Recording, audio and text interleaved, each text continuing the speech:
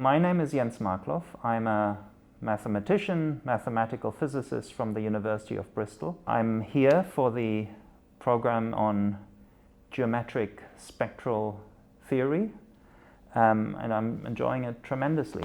Well, it's a great honor, first of all. I was quite surprised when I received the email. I have a title, and that is The Quantum Centenary, From Order to Chaos. So I'm a mathematical physicist, which means that I then try to answer questions that come from physics with sophisticated mathematical tools. This particular program here sits exactly at this interface of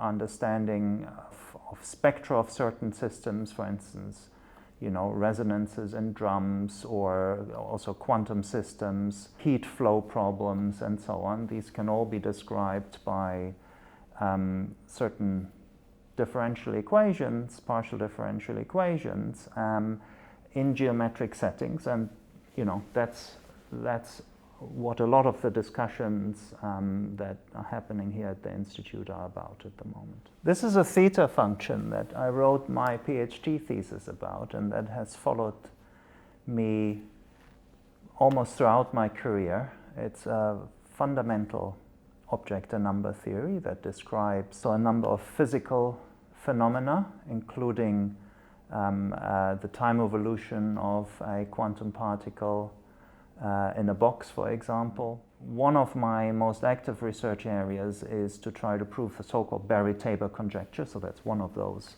questions. We've made some progress over the last years, and some very exciting new progress in joint work with my colleagues Woo-Young Kim, who is in Korea, and Matthew Welsh, who is in the US, where we were able to give first proof of the Berry conjecture in 3 dimensions for a quantum particle that's confined to a box, essentially. It does happen, though, that sometimes the conjectures are wrong, and that's, of course, when things get really exciting, because then you can use your mathematical toolkit to actually maybe find the right answer.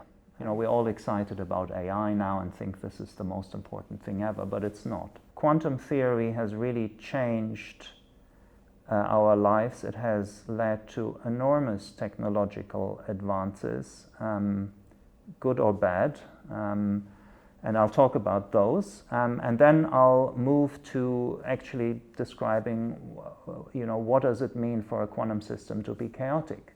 Came to the Institute first in 1997 for my first program. I was just fresh out of my PhD. I'd spent 4 months in Bristol at the Hewlett-Packard labs, and I was lucky enough to win a European postdoctoral fellowship. It was absolutely transformational for me to be here. So the Institute always has a big part in my heart. I hugely appreciate the opportunity back then to meet some of the absolute leaders in the field.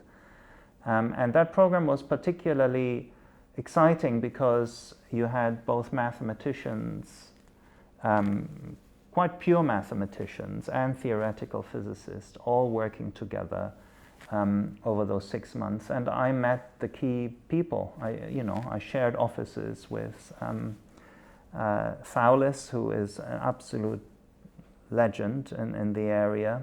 And I met many other people with whom I've stayed in touch since. So that was absolutely important to me, and I've always enjoyed coming back, but certainly those first 6 months were transformational. For me, it's really important to talk to people early on in their careers, try to support them, be generous with sharing ideas, because that's where the exciting science happens. And in particular in math, it is the case that often those who have younger brains than me actually have the transformational ideas. So it's absolutely critical that you share your experience, you inspire others, but I also benefit from talking to people early on in their career, because they do have fresh insights into long-standing old problems. So My recent work that I mentioned earlier is with people who are now postdocs, and I couldn't do that work without them.